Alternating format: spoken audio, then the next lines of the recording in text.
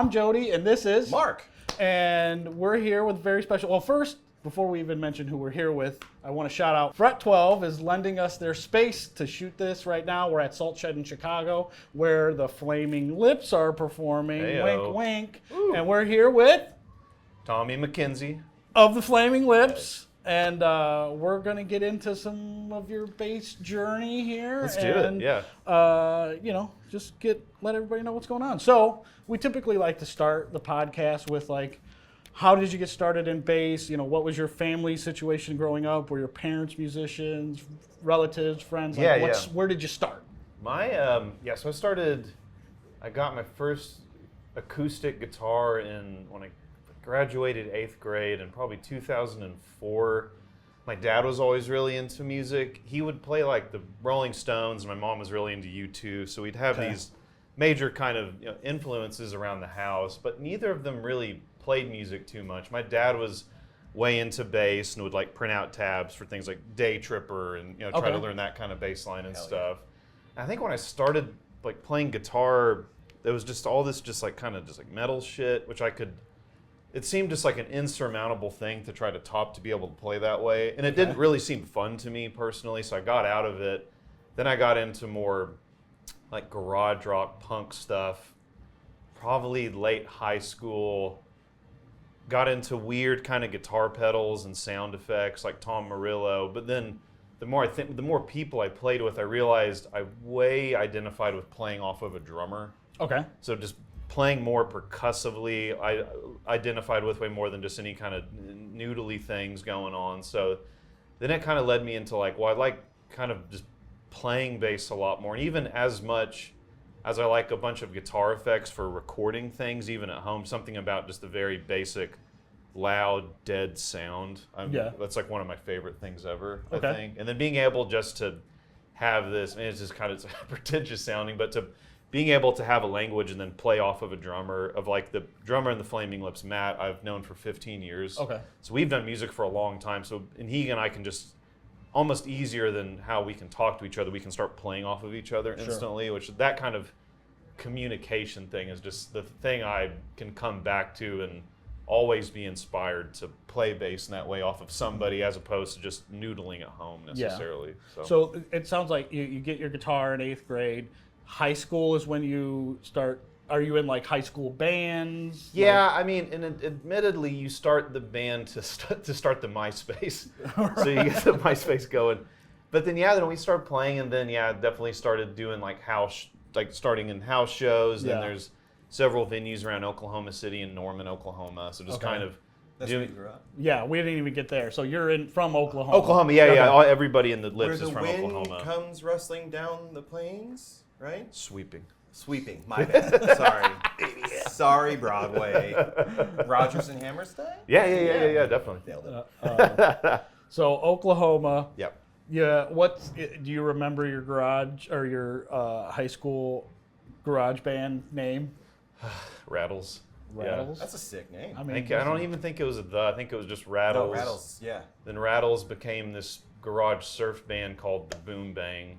And then we kind of booked our own little tour around the States a couple times and thinking that, well, if you just book a tour, people will just come to your shows, which is not the truth, obviously, but it was, we did it through like email and like telephone and stuff, and like slept in Waffle Houses and parking lots and people's houses that didn't even see you play. So, but you'd love doing the thing. Right, it was so fun. Regardless, It's such an important and slept on experience. Yeah. Like, if I could tell myself in the like 19 to early 20s version of myself that like just go do it, play to nobody, play to 6 people, do that, get the experience, because there's going to come a point in life where you'll look back and you'll regret not and you giving won't yourselves those have the opportunity at a certain point. You'll have a mortgage or kids or responsibilities. Well, you have to like weaponize your own naivety in a way to be like, you don't know any better, and you're like, this is how it works, and you come out of it of like,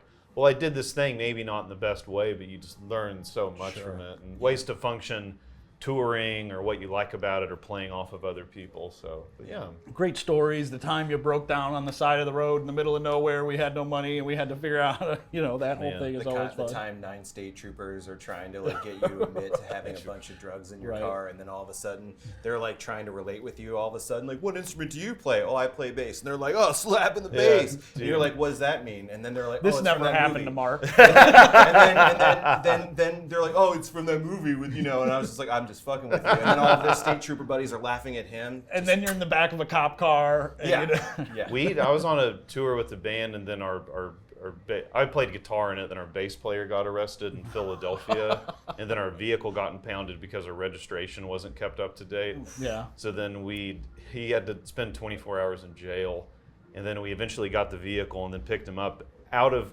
county in Philadelphia, and then kept doing the tour, which should have just been stopped immediately. Oh, hell no, dude. They were just like, we got to life experience. This is righteous. Right. Yeah. You got to keep going. So,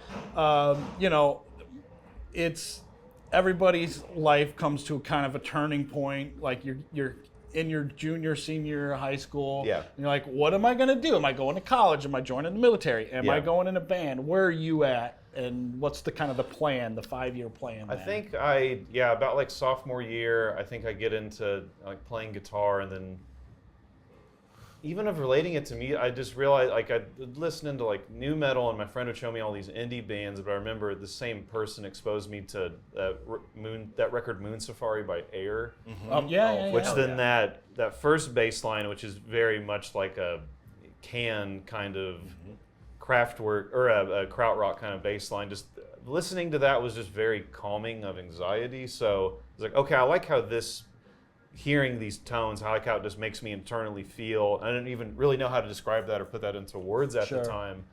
Then I just thought like, well, I just like playing with my friends and doing music so much, and then we're able to get out of state and do things and play in a parking lot at South by Southwest or something. But you're just like, well, I'll just keep with this. And then I went to the University of Oklahoma in Norman for a little bit, kept doing it, eventually went to ACM, which is this music college in Oklahoma that Scott Booker, the manager of the Flaming Lips, runs. Okay. So I went there for a little bit, and then turned into like, well, I think I'm just going to just work jobs, part-time things, and then just continue to tour and play music as much as I can. Right. So the goal is music, whatever you got to do to kind of help. Yeah, not even like really thinking about it too critically. And I don't even know if that's necessarily a positive. You're just not viewing things so much in the future of that way. But you're like, well, that seems like there's still ample ways to progress in doing the thing. So like, why not keep doing it? Sure. I would think that would stifle creativity if you do it. Like if you think 5 years ahead. Anytime, at least for my brain, I think about the business aspect of a band. Yeah. It just kills all creativity. And it's just, like now I understand why management exists. Yes. Or just somebody else in the band. Yeah. who's a bit more adept at that. I mean, dude, totally. It's like even of playing off of any kind of drummer and bass, it's like my definition for creativity is almost the lack of thinking. It's like an intuitive language you kind of fall into, and just kind of like, even if it's just like a bumbling thing at times, it's just being able to progress and feel the whole thing out. I mean, it's just not of like, don't get in your own way and don't think within certain, because I can hear things by ear and then play it and figure things out, but I'm not classically trained in any kind of way. So. I hear people when they say that, it's almost like this disclaimer or qualification. Yeah. And I'd like for people to eventually feel confident enough to kind of get away from that. I'm not accusing you. Oh, no, but lack of confidence. But like, have you ever noticed that with people? Oh no, totally. It's always like, and mine is just like that. I could just hear something and then watch people's hands and kind of like, okay, I can definitely figure out what's happening. But even not even so much of a caveat, just of like, you have some people that come from the theoretical world, and then they're kind of think of things within a certain dimension, and then not that any one of them's better, but the other one seems like if you're not classically trained, you're able to surprise yourself a lot more with things, which makes you keep going in any kind of musical journey of sound or playing off of something, or even going off your own path of how you think you play as a musician. There are some educators who are on the higher level who will lean into what you just said. Yeah. And then there's other educators who will lean more into like, you have to do it this way. This is the only way. And then sometimes you'll go back and you'll like listen to the two different mindsets, like those people perform professionally, and like the one like carve your own path. You can do it this way. There's a voice. There's like a conversation that's happening in the music. Yeah. And then a lot of times I've found with the more rigid way of educating, it's like soulless and like not really listenable. It can a lot be. of I mean, times. it can take you out of it in a major way. Then I know some people that can exist in that line. They can know theory, but then they can play really demented sounds that still fit in musically, or more soundscapey things. But all of it, I really, really enjoy ultimately. But Yeah, I definitely it is the constant battle, but I think there's like egos on both sides. 100%. There are definitely Right, the yeah. theory ego who's like, you're doing it wrong if you're not learning bass this way. Yeah. And then there's other, I'm on your side of it where I'm not a theory guy, and I mean, I know a little bit of theory, but that's only because I've been playing for 30 years, and you're just gonna pick some. exactly. Some It's of like, it well, I know up. these things are going to work in this Right. like already. I feel very lucky. Like I am of the same mindset. I also went to school for music ed, and like I was so lucky to have the teachers that I've had along the way. Right, yeah. That like the theory aspects of things and just the education and like the techniques to practice were fun and exciting, because I think that is such a big important thing. You got to get set with the right teacher. yeah.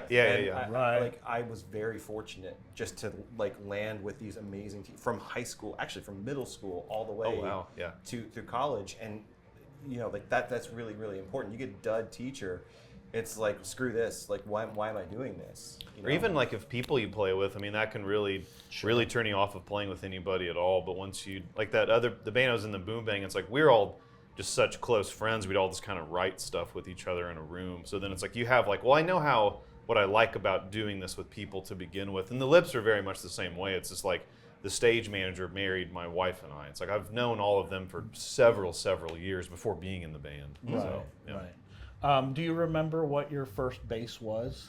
Yeah, it was some like $400 kind of like bright red. It looked like a Yamaha kind of look. I don't remember. Like I'm getting okay with what things are or like brands or anything like that. Sure. But it would have been that Yamaha. Then after that, I think my second bass, I got it from the bass player of the Boom Bang. It's a white Ibanez Jet King, Okay. which I still record with. It's Yeah. like my favorite bass to record with at Nice. home. So Nice, very cool. yeah. And then, so you've been with the Lips since what, like 21? 21, yeah. It'll be 4 years in about a month or so. Yeah. Okay. And then what was like that audition process like? Was there like, how did that kind of unfold? So part of my thing is like Oklahoma has a lot of guitar pedal companies in it, very fortunately. There's Walrus Audio, Keeley, which is one of the first boutique pedal companies Right. out there, and then Old Blood Noise Endeavors. Okay. So I worked for a company that did fabrication for Walrus for maybe 2 years. Then I eventually did printing for Keeley. We just would print all their enclosures and stuff. Then I think it just got to a point of, I think I forgot the question. It was when I joined the band. Yeah, like what was the process of like, I'm an English major. Okay. So I got to a point of working at Keeley. I was like, I think I'm just gonna maybe step back. Robert is extremely supportive, and I was like, well, I'm just gonna finish up this degree that I have been splitting my hours in between the college, UCO, and Okay. then Keeley. So I left to go do that. Everything was good, and then Wayne contacted me about playing bass after they had those series of bubble shows in 21. Mm-hmm. So then they're just ready to do some dates for the American Head record, because that tour had been pushed back by, I guess, almost a year or something. like but COVID related? Exactly, right? yeah. There's videos and it was out. So then, basically, like, okay, we have these shows in a month or two. It's just like, come and play with us. We'll do these festivals and we'll kind of go from there. So it was Cool. just like, okay, you're going to play bass. And then, like with anything in the Lips, it's like you end up doing 5 or 6 other different tasks Okay. simultaneously. It's like, well, you're going to play guitar on this now. Like, okay. Now Right. you're going to play acoustic on this. Like, okay. And then then it's mutated. Like, you're going to play keys on this. Or you're going to do all these, which is really, really fun. exciting. Yeah. I mean, I love it deeply. But it was basically did that. It's like, okay, you'll do the next tour. then it turned to, okay, then you're in the band You're now. in there still. So it really was just simple. But you said you had a relationship with Wayne before joining the band. Yeah, he is a really incredibly supportive person, always supportive of other music I had done, and we were already friends. And he comes out to shows and comes out to things in Oklahoma. So we knew each other. So Matt recommended me. So I came in and then did that whole process. Then it just ended up kind of working out, and then and then these past 2 years, we just had finished up the Yoshimi Battles the Pink Robots tour, which we did that for 2.5 years. So it went from playing maybe 12 or 13 songs for the first year into we do these 2.5-hour sets. Yeah.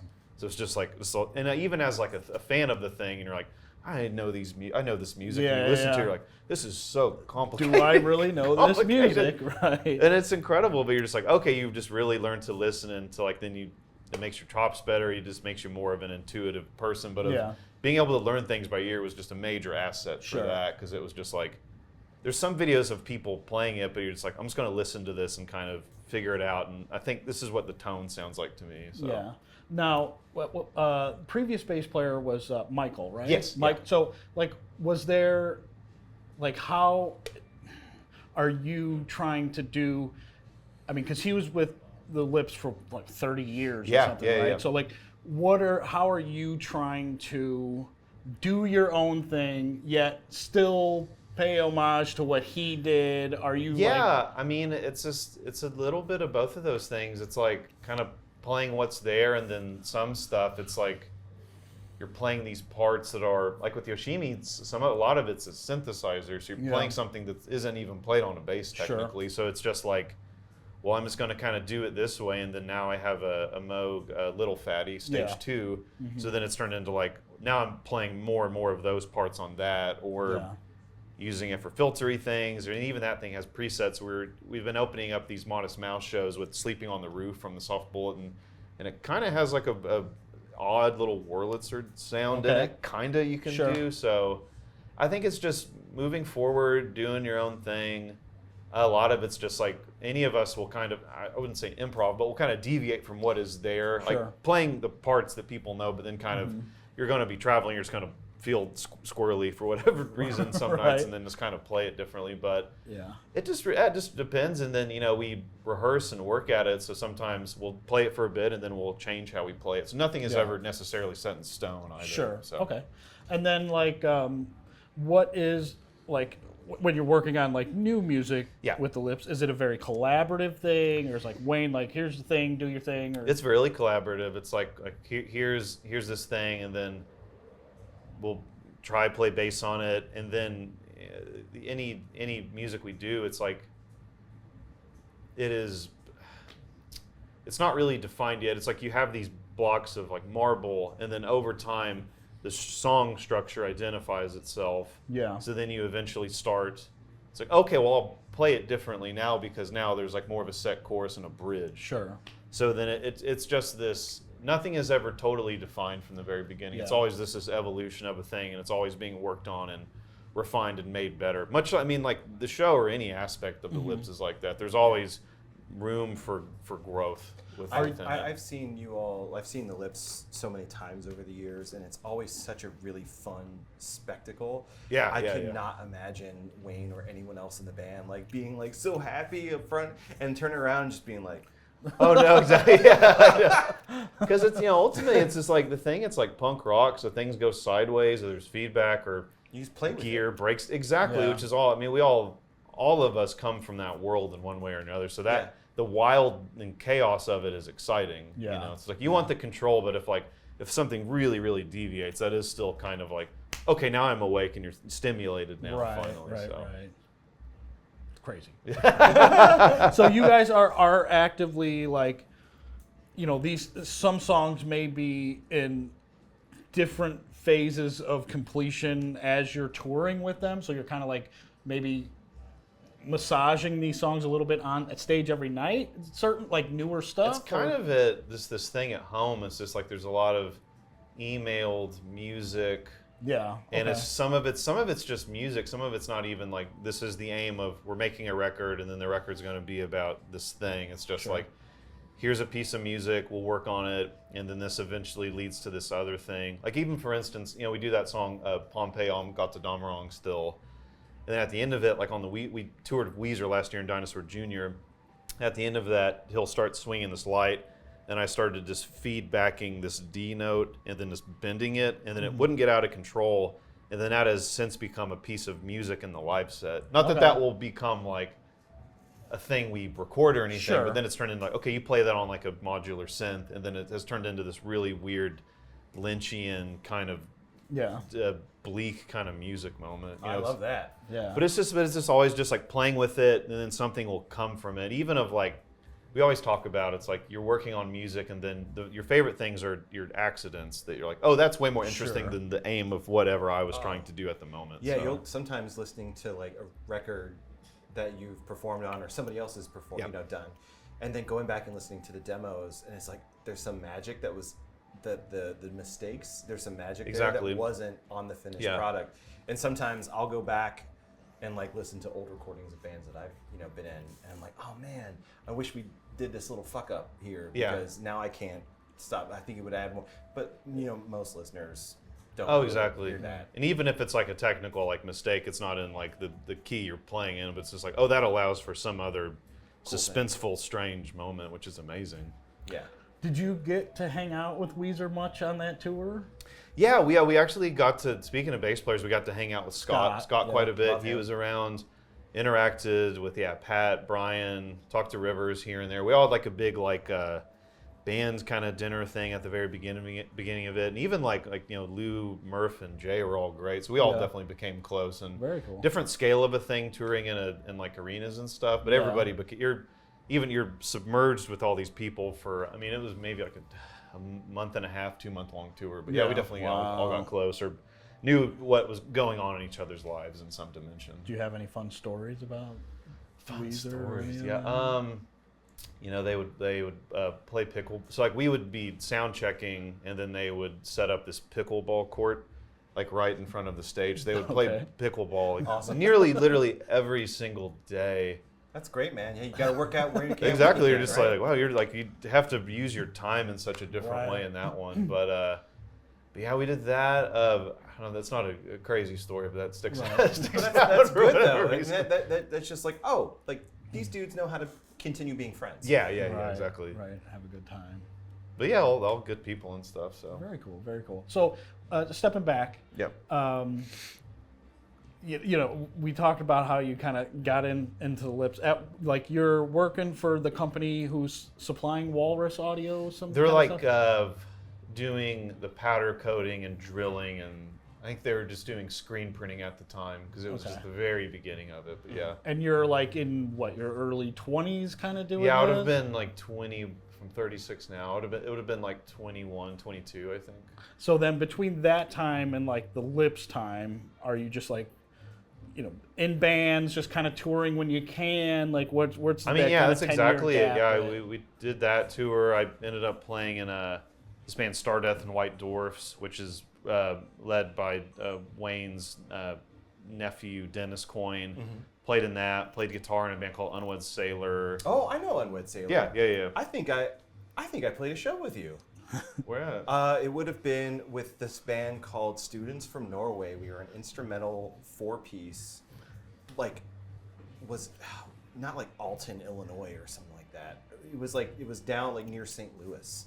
I swear, like I'm pretty sure either we were on a bill with you and had to pull off, or it was like one of those like random shows. We did. I was in the drummer of that band loved Unwed Sailor. Oh, cool. Yeah, and I'm a fan as well. Oh, it was fun, man. Yeah, we played. I was in that band for about just 2014, but it was like just a great learning experience, and like it would have been right around that time. Cool. Okay. Yeah, I was it. There's a show I remember distinctly of in that area, and then the drummer of the opening band was just like drinking chocolate milk. That's Quilty. Oh my God, that was Quilty. You guys? I think I'm like that's his thing. Dude, I remember that one. It was like we all like slept there on the floor, and the show was booked at some other place, and then it fell through. Then we ended up playing there, but it was like one of my. I out of those, that's kind of the one I remember. Are you serious? So that show, I'm like 99% sure was in Alton, Illinois. And on the way there, everybody except for me got sick in the car because the drummer, like, they were eating those like strawberry ice cream bars and the strawberry shortcake ones, and like we're piled into like the guitarist's SUV. He's driving.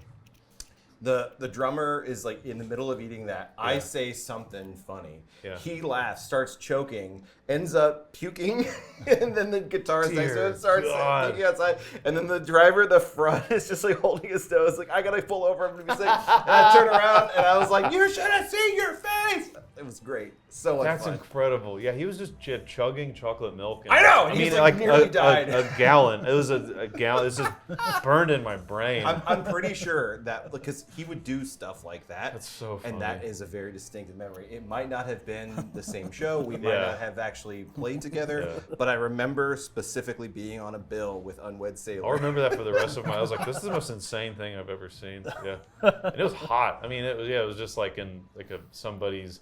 Yeah, because people lived there, and then they like, okay, there's the bathroom, and then there was a ladder through the bathroom, and then anybody that lived there slept on top of this bathroom they had built. Yeah, it was insane. Yeah, that must have been it. Yeah, Crazy. Well, small world, right? That's insane. So do you? It sounds like you guys are like doing lots of dates and touring nonstop. What's that like? How do you find that kind of like? Are you married? Got kids? Like, what's that kind of? Just married right now. I'll, when I'm back in town, I'll work here and there at Old Blood Noise, which is really, really great to see Brady, and I love everybody there very dearly. But that is able to lock you into a schedule again, which is really, really nice. But otherwise, I mean, like the Lips will kind of always work on stuff here and there. The drummer Matt and I have a band called Brainwasher, so we're about to have a record come out in October. So we've been recording that for quite a while. It's like this psychedelic kind of trip hop band. Ooh. So Speaking my language. Yeah, like, but I even of like a bassy kind of things. Like I just love all that, this trip hop in general. But Portishead, Massive Attack. all of it, man. That's what's up, right? Anything with like even it's like Elizabeth Fraser. Or, I mean, any of that. But have you ever been to Bristol? Like yes, I thought I saw her at a restaurant once. But I was too freaked out to. Oh my gosh, anything. I love her so much. So I was just like, I can't. I was talking about Beth Gibbons. Yeah. No, Elizabeth Fraser from Cocteau Twins. Also But same. Yes, I mean, it would be like I don't know what to operate as a person in front of you. Yeah.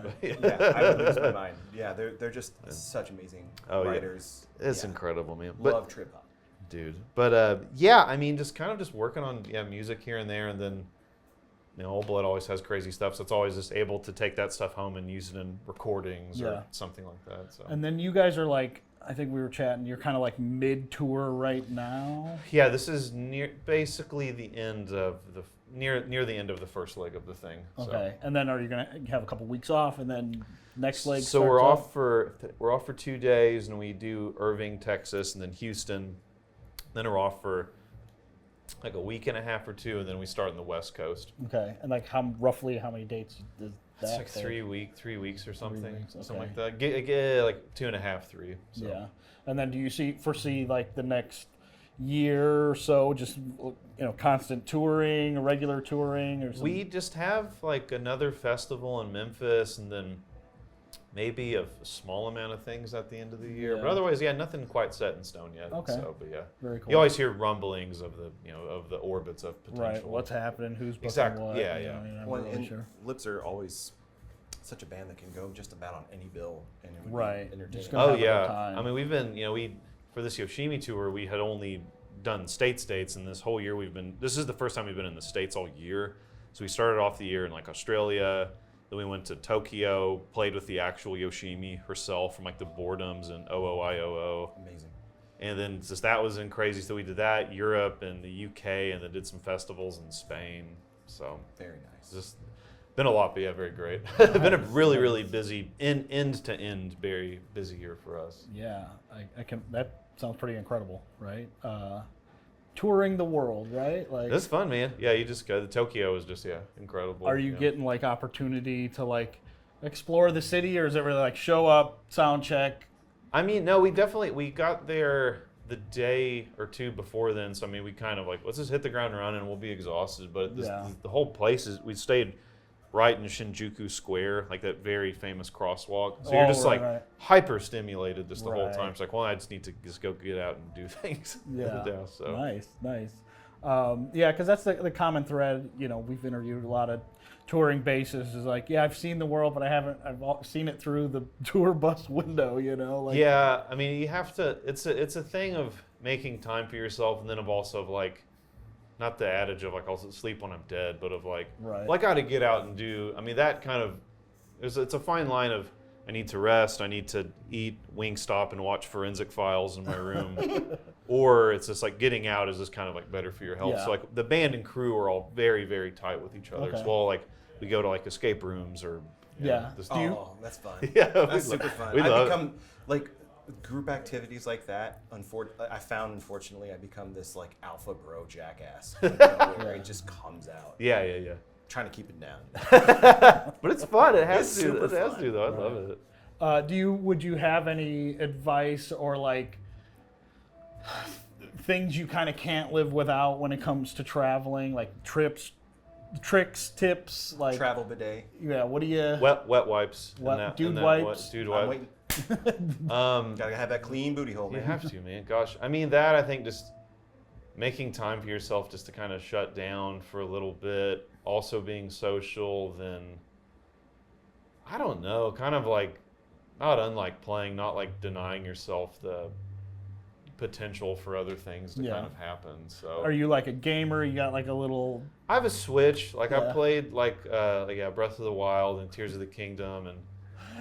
We did an interview with Chester Hansen of Bad Bad Not Good, and that was like Breath of the Wild. I gotta have it with me. I'm on it. Oh yeah, I played through it, and I tried to go back again, and you have to be in the thing so much to know what to happen. But I've been playing Kirby in the Forgotten Land. You can just jump in, and it's just a bunch of just like cute shit happening. So you're just like, okay, I can like just live here for a little bit. Right. So nice. Yeah, but I think that then music or just kind of like this playlist of things you just add to that you like, but otherwise, I mean, I feel like kind of pretty simple in a lot of ways. I don't know. You were an English major in college. Are there any like books or comfort books that you bring on the road with you? Yeah, we went to the Kurt Vonnegut Museum in Indianapolis last week, so we got I got the Sirens of Titan. Another friend got Slaughterhouse-Five, obviously.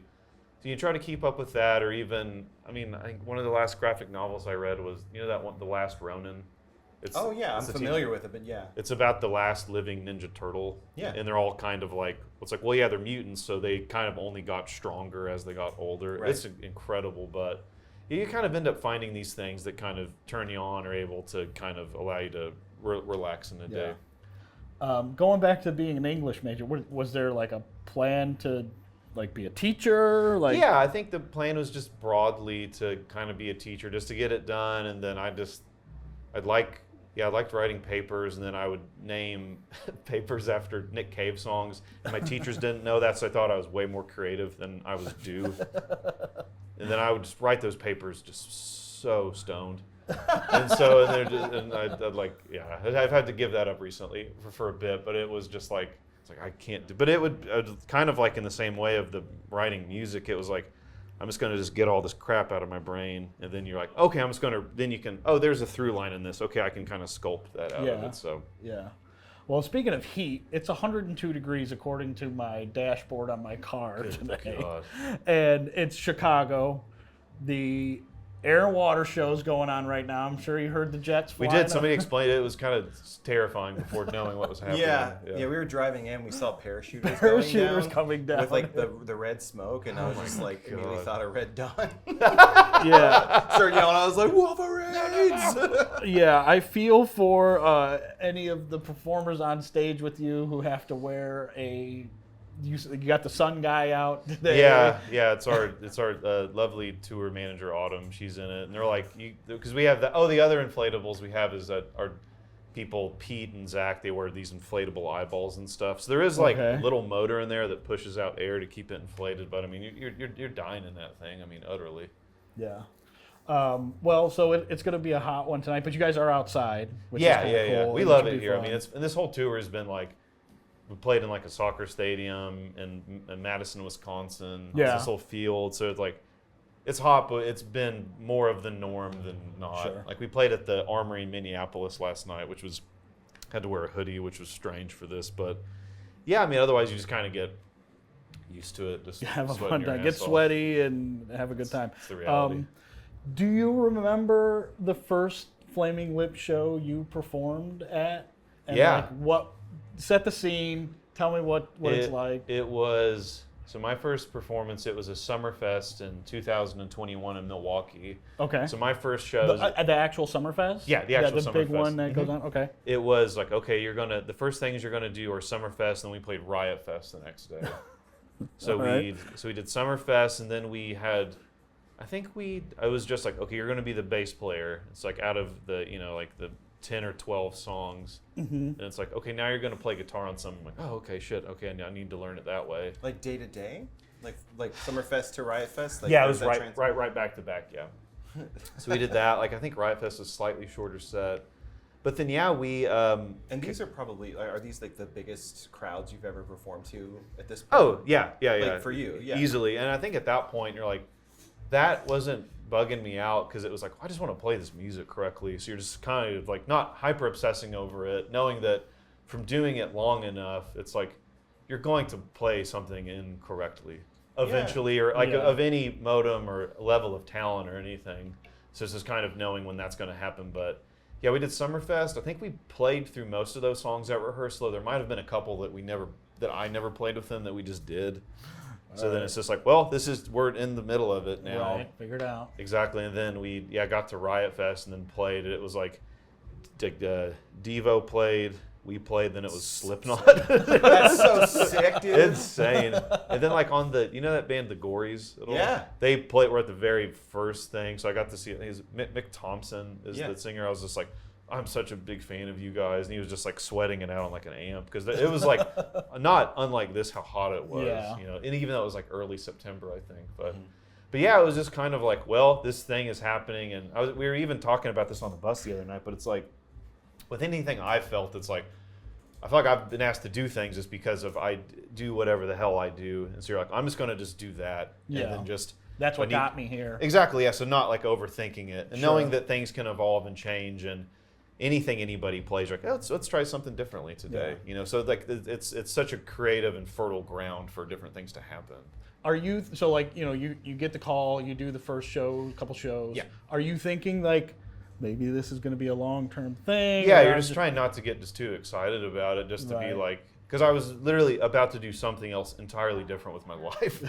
right. And I was heard just that like, story before too. I know. I was like, well, I'm just going to keep. I was like, and I was so totally cool with like, I'm just going to keep doing music on my own. Matt and I had just went up to Savannah to finish up that Brainwasher record. It's like, well, I'll just do things when I can. And then that came up. I was like, oh man. So then none of the school had started yet, so it wasn't a big deal to change it. And then you're like calling. It's like, is this okay for me to do? Because you're just like not even. I don't even want to entertain the reality of it just because Right. you don't want to be let down. But right. yeah, then it was just off to the races after that. And then we it were was back. just like another show. We're going to keep More going. show, and more songs. I haven't pissed anybody off Exactly. yet. We're going to do these two sets of music. Played at the Caverns in Tennessee for New Year's, and I was like, okay, we're going to learn 10 new songs. Like, okay, well, let's do it. I mean, I can't let's figure it out. do anything else about it. Are you like charting stuff out, or are you really just trying to memorize it all? I think some of this, I did acting in high school. I did a lot of plays. Uh-huh. So I tried to just beat it into my brain to the point where it just becomes intuitive. Right. So that's like, some things I've charted out before just to get like, okay, there's like a turn in this phrase that I'm not catching. Sure. But otherwise, I just tried to make myself just beat it into my brain to the point where it's just like, it's just muscle memory even before we Right. play it together Okay. the first time. Yeah, you really anticipate what's Yeah, coming it's. next. I mean, it is hyper obsessive, but it Yeah. is just like it just was what works for me. Sure, you know? sure. It clearly works. Were there any lip songs that were like extra challenging to? Yeah, one more robot. This is like this crazy, just descending bass line, and then the second part it ascends quite a bit. Ego Trippin' has a lot of really wild turns in it that you're not like, because that part is the same, and then any in-between thing is never the same. You're like, oh, okay. Again, it was like, I know this music. I'm a fan. And you're like, oh, my God. This is, like, insane. Those ones, a lot of the Yoshimi stuff was pretty nuts, but then even do you realize that bass line is just everywhere? Yeah. You know, and it's just a constant moving thing. Yeah. So even if, in addition to all the chord structure and everything. Yeah. So it'd be that, but then we got to play stuff like Riding the Work in the Year 2025, which is like one of my favorite bass lines ever, you know, regardless of me being in the thing or not. Yeah. So.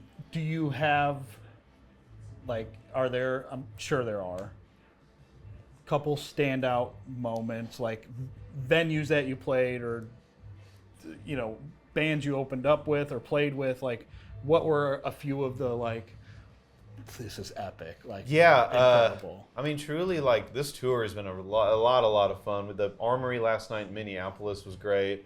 There's a spot on the floor behind the front of house where it says Prince stood here and they made the 1999 video. Oh, I saw a post about that. Yeah, I was just like, what the hell? Yeah. That was great. I mean, we played in Glasgow, Scotland at the Barrowlands, which is just, they have posters for like Lips, Fugazi, Jesus and Mary Chain, like all these things.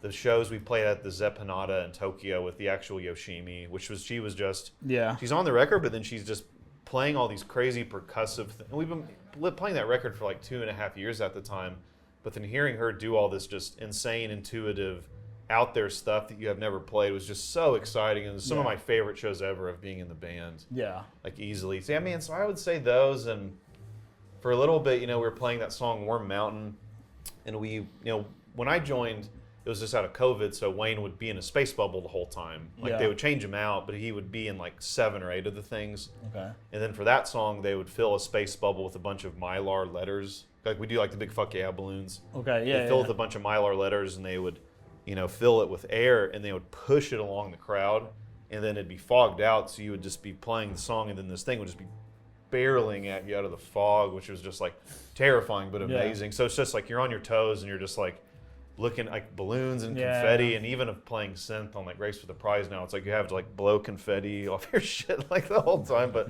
it's fun. It's just it just adds to the chaotic kind of punk energy of the thing. So. Right. Are there like any behind the scenes rituals that you guys go through, or things that are kind of constant happening at every venue or stop? I mean, we used to, for a bit, we would play Okie from Muskogee before we walked on, so we would all like, not like actual like line dance, but it's just kind of just dance, and then you're just kind of, everybody's just getting into it, right? Just running loosening around. Up. It gets frantic very, very quickly, and then you're kind of on stage. But any of set ritual, not really. It's just like you're playing. Oh, something's not working. You change it out. So it's just like you're just trying to get on top of it, like at any given moment. But if you like that kind of thing, it's very exciting. Very nice. You got anything else you want to bring in, Mark, before I'm just fascinated, man. before we drop into our ending part of our podcast here? Hold on, let me double check, make sure we're reset here again. Put my autofocus lock on. So, what we like to do here at the... Come on, focus. There we go. We do a rapid fire round at the end of each podcast where there are no wrong answers. They're mostly musically related until Mark takes over at the end, and we'll ask you completely random questions that are not related to anything. Are you ready? First thing that comes to mind. Let's go. All right. Active or passive basses? Probably passive. Hard case or gig bag? Hard case, yeah. Tube or solid state? Solid state.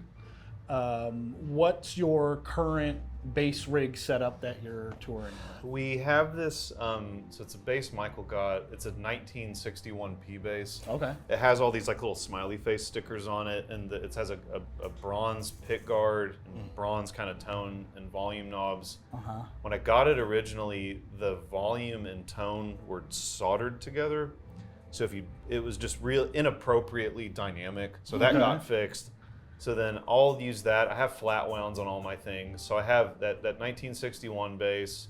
I have a 2019 Vintera P bass, which man, that's out of the box. That thing is just incredible. Okay. And then like it's like a 2000 between 2009 and 2011 jazz bass reissue, Okay. which it has like, so it goes from like very dead to mid dead to then the jazz bass has enough high. There's enough. Yeah. Which like, I'm way more of a just P bass person through Sure. and through, but it's nice to be able to have so two things. I like to not have to adjust any of my pedals. Sure. And then if I just have a different instrument just that can hit more highs, that's better. So then my main sound is probably it's either three of those things, flat wounds going into an old blood 3-band EQ, which is Okay. also a buffer. So it's like lows, mids, a little bit of highs into the Keeley bassist. Okay.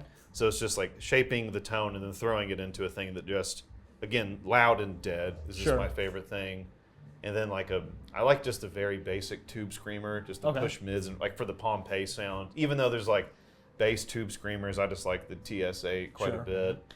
A bass overdrive just to get really kind of dumb and loud. And then we have these, what is it? It's like a Boss GT1000 multi-effects. Sure, So just yeah. to save pedal real estate of like, you need a basic reverb, boom. Basic Right. tremolo, boom. If you need like a more loud sound that doesn't push any gain, this allows you for just a utility box of Sure. a thing. So Boss rules for that. Yeah. it's no, great, man. I mean, I love that. Then we have the Boss synthesizer. It's like that silver pedal with like red print on it. Okay. And that's, SYB. yeah, and it's like that's the fight test. That's I use for the fight test sound. Yeah. Yeah, no, it's not, but it's really really close to it. So Yeah. we'll use that. And then what are you using amp wise? It's either you have JC. It's a JC 550, but I think now it's a JC 600. So it's JC. What? Roland. Roland. Oh, you're So- using that Jazz for chorus. bass. Yeah, so Okay. it's Hell yeah. so it's a keyboard amp. It's a 115-inch speaker, and also it's like they're extremely replaceable. Sure. It's like you can just blow them really quickly. Clean. Exactly, and you can it's a nice amount of headroom, and then because I just will just EQ and compress my. If I played a different amp, I would have to utterly rethink it, but. Those are provided. You can find them. We have a bunch of them Yeah. readily available, and Okay. they're just loud. And there's like a nice DI out and Yeah. stuff. So, Cool. Do you have a favorite fretboard material? oh man, and all three of those basses are all so different. The Ventera is more glossed. The But like maple, rosewood, maybe ebony. maple. That's not a thing. I mean, there's only certain particulars I pay attention to, but not Sure. not really at the more of like a neck shape over a material probably. Which would be what? More of like the wider kind of. Fatter kind of Yeah. thing. Okay. Do you have a favorite effects pedal? Yeah, I mean that. Just for bass. For whatever. I mean, I'm a big fan of. I mean, even of Old Blood. There's a new Dark Star V3. Okay. So like as opposed to presets, you can dial in all the sounds from the presets. Sure. I like that. Like even as like effects pedal things, like I like almost the pedals themselves are the instrument, and whatever you throw through the thing doesn't Yeah. really matter. Mhm. I would say like anything by Chase Bliss, like the Onward okay. Yeah, yeah. or the Law, just for Yep. like recording qualities of God, he's a things. genius. Yeah. I love him so much. We just Joel. some of the guys were able to go up there because we're in Minneapolis, so they're Yeah. able to go up there. But Yeah. saw some of that stuff. But those would be favorite pedals, or I think the thing I go back to a lot is Keeley has that pedal, the Loomer, which it's like Kevin Okay. Shields in a box. So it's like Yeah. crazy fuzz, and then there's my, a great My Bloody Valentine, right? exactly yeah. Yeah.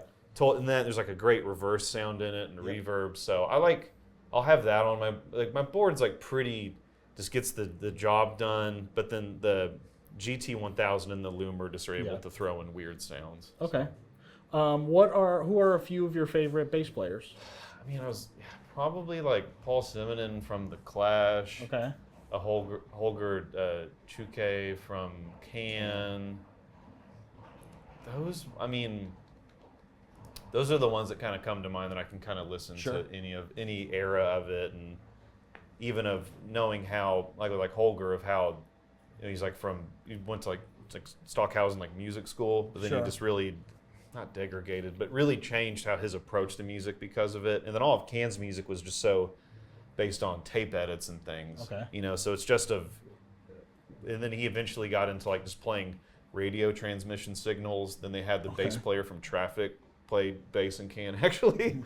So it's just of that whole evolution. It's just the constant kind of inspiration of it, even like Jaw Wobble from like a Pill and stuff. So Sure. just kind of post-punk krautrock world is what I'll go Very to. inventive place. Yeah, exactly. You know, just their own kind of loud and dead. I mean, just, yeah. Okay.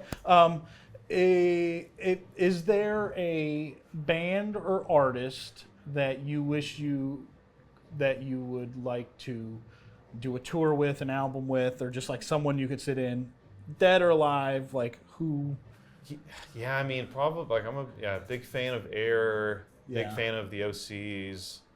I mean, any of those kind of, because I came up in so much garage rock stuff at the Yeah. time, and then OCs have really continued to evolve how they sound and how they do records. I mean, I think either that or even if people that are around, it'd be like Can, because they did all these. They've released 5 or 6 live records since then from different eras, from between the '60s and into the '70s. And then it's just they're improvising the whole time, Yeah. and they'll kind of play things like Vitamin C or Spoon that but otherwise they're just, the term was instant compositions. Sure. So that kind of, and that's even just as like a music theory thing, not like technically, but of just try something. Yeah. Don't just be so stuck in playing something correct. So Yeah. That kind of thing's really inspiring to me. Very cool. I just had one, and it escapes me at this second. Hard case or gig bag? We did that one. Oh, my bad. What do you have a favorite hard case? Like, are you talking like metal corner flight case? Or? Just plastic. I mean, something Whatever. that you could take the bass out, and if you have a keyboard, you can put case on stand and then put keyboard on top Yeah, of it. yeah, So yeah. We're all about convenience. Exactly. Yes, Yeah. the Yeah. convenience is a big one. Yeah. We have another question that's not related to bass specifically. It's more judge of character. And it's, all right, you go to the grocery store. Yeah. You got your groceries in your cart. You go to your car. You unload your groceries. Now you have an empty cart. You're in the parking lot. What do you do with the empty cart? You put it up in the thing. In the corral. Yeah, in the corral. Correct. 95+% of the time. 100% of the time. 100% of the time. Well, that seems to be the leading consensus among people we've interviewed. I hope Bass so. players are good people. Yeah, you gotta be decent. You Who gotta. started on guitar? Yeah. Where do you fit in? Do you fit that thing in? Well, so I do and have been no. shamed Yeah, so much yeah. since we've started introducing this question that I definitely put it away every time now, and every time Do you have all these here? Oh, we yeah. do, where you get the quarter, Quarter. right? Yeah, that's kind of like that. See, I like will walk around and go extra slow going back to the corral, waiting for another family and be like, here you go. And they're like, Exactly. oh, here's a quarter. I'm like, I'm good. Good man. Mark You is keep so it. much more better of a Good human Samaritan, being yeah. than I am am. perfect in every way. No flaws. No way. flaws. Zero. Well, so that's all the rapid fire questions I have. Now Mark is gonna mess you up. So, what is your all-time favorite book you read more than once? I've read more than once. I don't know if I've read any book. I mean, I think as a graphic novel, maybe. What's the DC one that Alex Ross drew? I don't know. Sorry. There's like this certain kind of. There's a great thing about certain graphic novels. If you read them long enough, you're just when you're done, you're extremely nauseous, just because just is so much of the color. It'd probably be more graphic. No, it would be Batman Hush. Ooh, okay. Yeah, I think that I'd probably have read that a couple times. Very cool. Yeah. What's the book that you've walked away feeling nauseated because you just hated it so much? Man, hated. The art of the deal. I got, The fun of the deal. you're on tour, you feel like you should read these rock books, but just the stories are just all the same at a point. Yeah. It would be, I don't know, it just gets to the point of like, okay, you got into drugs and your life fell apart. It's just like, maybe that's mean, but it's just of any of those things where it just gets into that beyond all the, how'd you make this record or anything like that. So I've started some like rock books. I'm like, I can't finish this. Do you have Yeah. any comfort shows that you like to watch or movies? Definitely Forensic Files if I'm on tour. Had caught up with Squid Games recently and Severance. They're really downer stuff, I realized now. Of like a comfort thing, traveling it'd be Forensic Files, but at home, oh man, I don't really know. Yeah, nothing really in particular. This kind of whatever is on that we haven't watched yet and you're kind of just turned on to at the moment. So going into comfort routines in that way is something I access a little bit more easily traveling. Yeah, So. yeah. I mean, because sometimes you want to have a little piece of home. Exactly. I would be watching like West Wing all the time. Yeah. It's always on. I sleep to it. It's the best for that. Yeah. What about records? Like your first actual record that you purchased with your own money and you were super excited to listen to it. Oh man, I got a lot of records from my dad. So he had like Stones, Exxon, Main Street, a lot of Dylan. I don't know if this was my first record I bought, but I very distinctly remember buying My Bloody Valentine's Loveless, and then either RPM speed didn't make sense with what I was hearing. Yeah. I was like, well, that sounds wrong too. Right. And I think since somebody on YouTube uploaded the record backwards Oh. as the whole file, and then parts of it are actually played, so you're hearing things kind of, and it makes as much sense in a weird way. That's awesome. But first, I mean, it might have been Loveless, or that was like in the first like 7 or 8 records I bought, maybe. Nice. Is there a record that you have like a big emotional attachment to? Probably Moon Safari by Air. Yeah. So me and a friend saw them on tour last year, and it's just that for me was, there's so many references in that record, and very admittedly by them. And then I think just of that introduced me to krautrock, and then just all this kind of synth stuff, and it was very calming. And if you're in a funny mood, that was just a very comforting thing and still is a very comforting thing to listen to. Nice. Yeah. Is there a piece of music or an album or a song that's like moved you to tears? Oh man, I mean, definitely Oklahoma. born and raised. The OU Fight song. Yeah. To tears, I mean, man, I know that they're definitely. I mean, I think it would be things that, not so much the music itself does it, but it's like you're going through a breakup and you're listening to a record, and then so that record immediately brings up emotions of that time in your life, you know, so it's just inherently connected to it. So Yeah. The first time I had that record experience with that scenario was The Cure's Disintegration. Yeah, see, I was exactly. driving my friends from like Cincinnati to Moorhead, Kentucky, Yeah. and they're like falling asleep, and I'm in the driving, I'm just like, yeah, exactly. So that one's always going to be. Yeah, you're able to attach the meaning to it, that's my favorite thing about any of it. It's like yeah. you attach the meaning to it, Oh, yeah. even if there was Robert Smith is just like somewhere in the world, like activated, like yes, yes, I got him. emotional manipulation. Yes. Yeah, I just there's a new Jeff Buckley documentary. I want to that's see that. Yeah. At the Yes. Gene Siskel is the Yeah. only place in Chicago it's playing. I went and saw it, and I got a little emotional watching that. Hell yeah, man. Yeah. That's That awesome. was I mean, I'm a big Jeff Buckley fan. Nice. It's hard not to be. Yeah. And I'm a big Jeff Buckley fan, so I don't know that there was much of a revelation in anything I saw in the documentary that I didn't kind of already know. Yeah. But at the end of it, after the credits, there's 3 live songs that have never been released before Oh, with wow. video that Okay. I think is like worth the price of admission just to see those performances that have never been. Yeah. It's a really good audio. It's like decent video. It's like him in a coffee shop in New York. Yeah. But he does like Last Goodbye, Grace, and something else Have you heard that song "All Flowers in Time Bend Toward the Sun"? by Buckley. Yeah. I mean, I feel like I had to have. But It's it the doesn't really song know. that he did with the Elizabeth Fraser from Cocteau Twins. He's not really. He just saw the documentary. Yeah. It's a song they did together, and it's like basically a demo, but it's just like, I don't know if I read that maybe they dated before he passed away, Okay. but it's like the song has just such a high emotional resonance, and it's really raw, and you feel like you're walking in on a very personal moment. Yeah. So you kind of feel uncomfortable listening to it, Sure. but it's just incredibly moving. I'll have to check it out Yeah. for sure if But it's I just on YouTube. It's just a guitar and them singing together. Okay. You know, it's beautiful. Well, Yeah. speaking of discomfort and speaking of walking in on an unfortunate moment, let's set the scene. How long have you been married with your wife? How long have you been together? We've been together since 2016. Okay. So then we got married in 22. Set the stage for us. When's the first time you farted in front of her?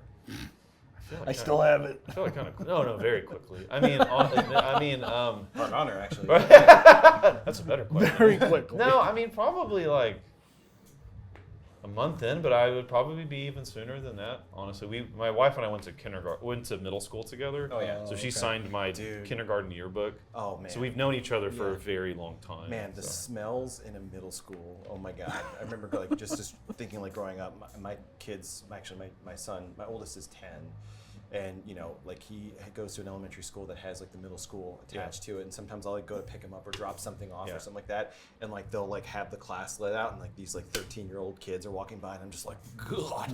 And like now I get it. I can hear my dad in my back of my head just wash your ass. Yeah. Anything is just putrid. I mean, it's totally putrid. Man. Yeah. Good Lord. What a horrible time to be alive, like that age, you know, that like age gap. It's just And the you don't worst. know. I mean, you have You no don't know, yeah, conscious yeah. idea You're not how you self-aware yet, like that. smell. That's self-aware. We're aware of like stink.